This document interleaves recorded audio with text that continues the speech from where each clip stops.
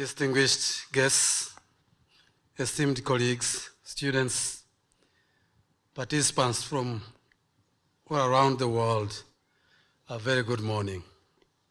It is my distinct honor and privilege to welcome you as one of the co-hosts to this significant conference organized by Aegis Trust, the Ministry of National Unity and Civic Engagement, Tufts University, and our source, the University of Rwanda.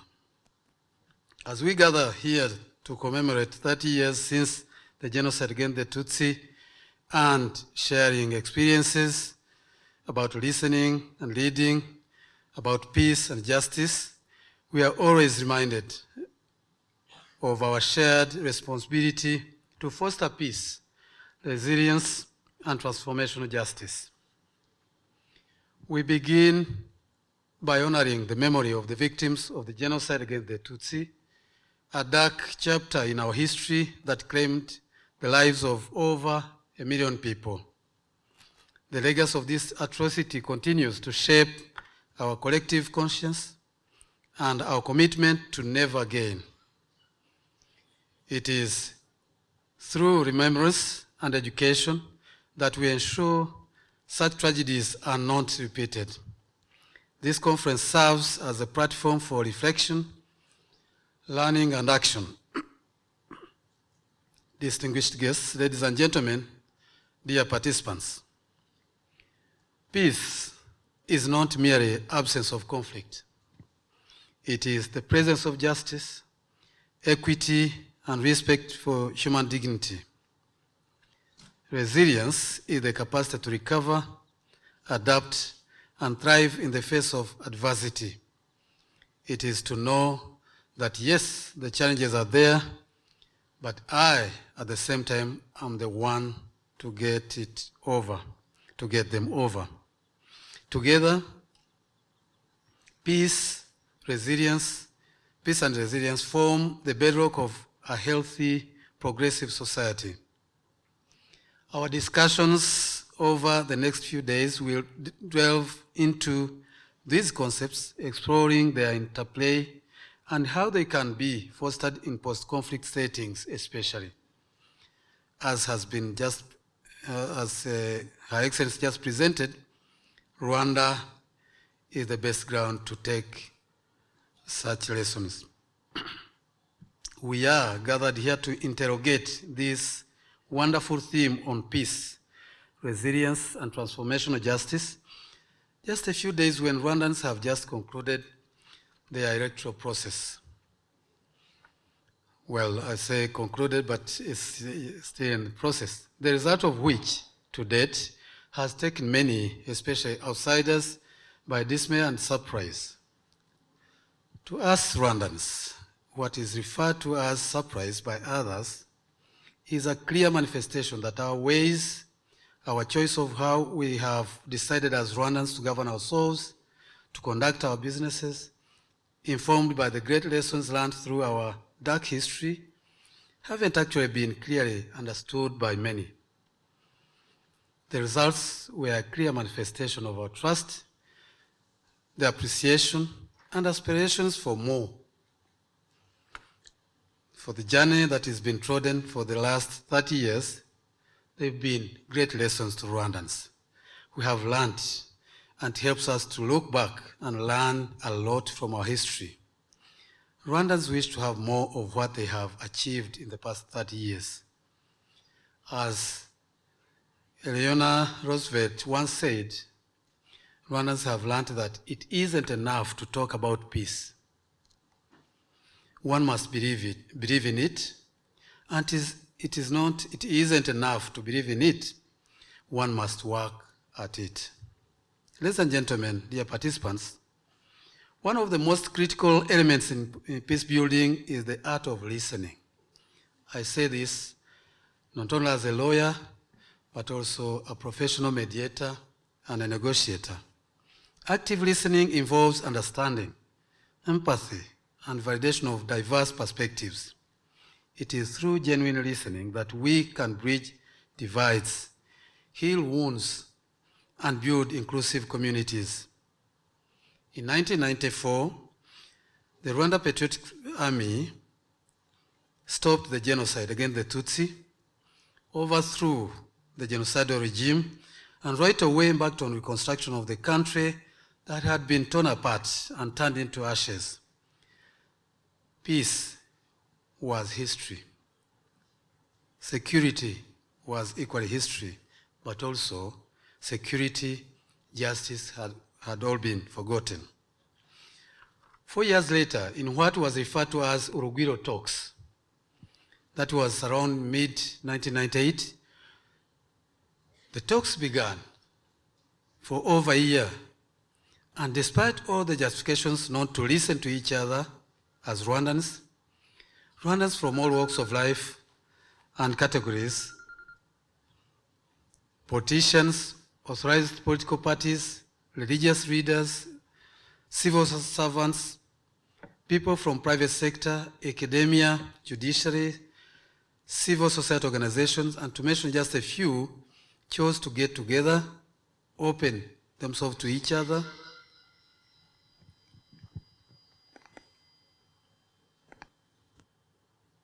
listen to each other, share the experiences, and here experiences, I mean the good and the bad experiences, and from there, they forged their way out of the atrocities and committed to a government of national unity and peace that we are all, even at the moment, even today, until today, we are all enjoying.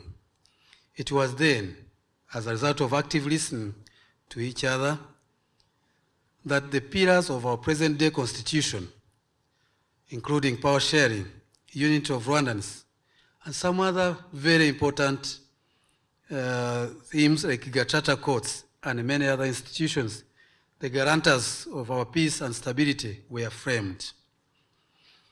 I'm convinced that our sessions here during this conference will highlight many more techniques and real-world experiences of how listening has played a pivotal role in conflict resolution and reconciliation.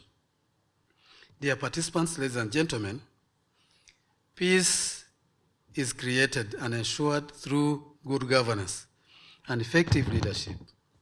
I must submit that, to me, leadership is not just about making decisions. It is about leading with empathy and compassion, building cohesion among communities that form the state, and even going beyond, not just looking at your own souls, but also looking beyond, because peace is meant to be for all.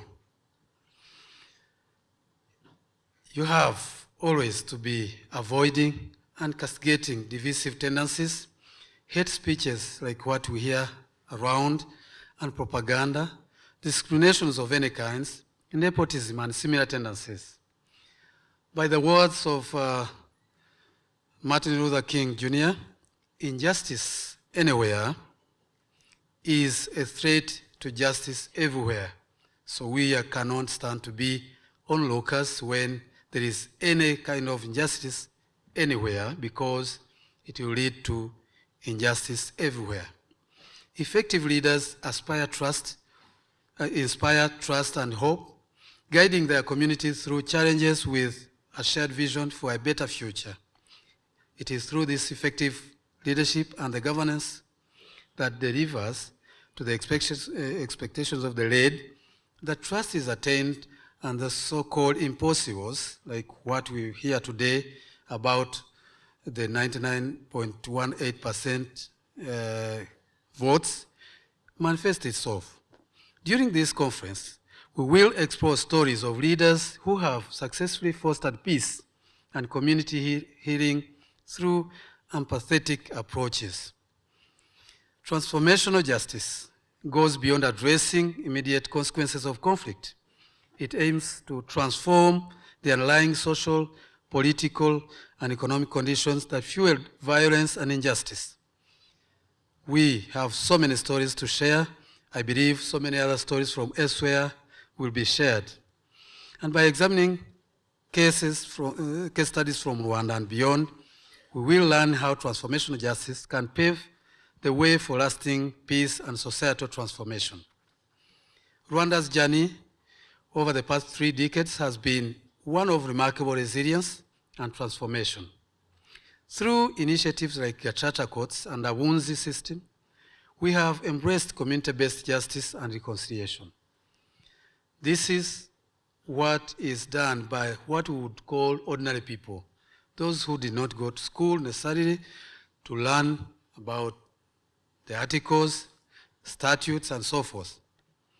The role of the Rwandan government, civil society organizations, the international partners, and many has been crucial in this process.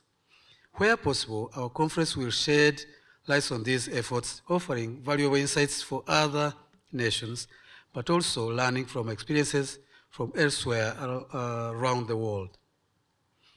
Education is a powerful tool for peace building. Peace education initiatives in Rwanda have played a significant role in shaping a generation committed to tolerance, coexistence, and non-violence. Peace education is in our families, at schools, at Ingando and Itorero, for all categories of Rwandans, have played a significant role in shaping our country's peace building.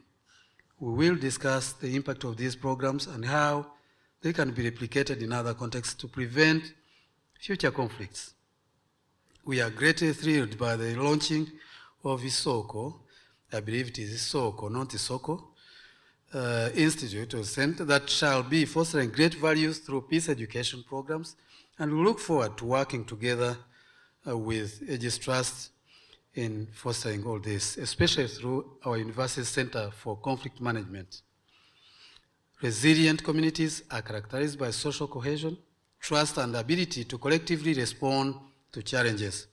We will explore strategies for building such communities, emphasizing the importance of local and international partnerships, social justice, and economic empowerment.